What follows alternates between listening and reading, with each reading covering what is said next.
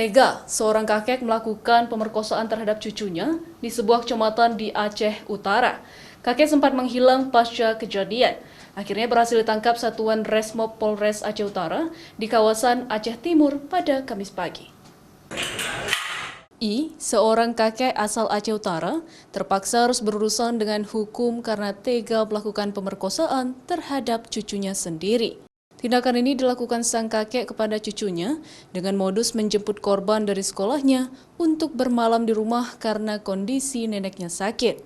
Kemudian pelaku pun melakukan tindakan tak senonoh selama 2 malam berturut-turut pada tanggal 21 dan 22 Januari 2021 lalu.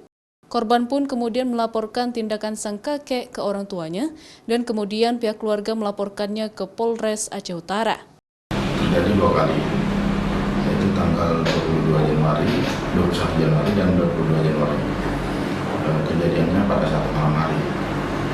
Dia sudah melakukan pemerkosaan terhadap anak di bawah umur.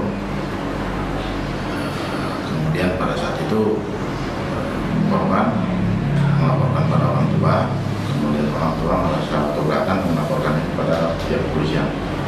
Akibat perbuatannya, pelaku dijerat dengan Kanun Aceh tentang hukum jinayat atau hukuman cambuk dan kurungan penjara selama 200 bulan. Zikri Maulana, Kompas TV, Aceh Utara.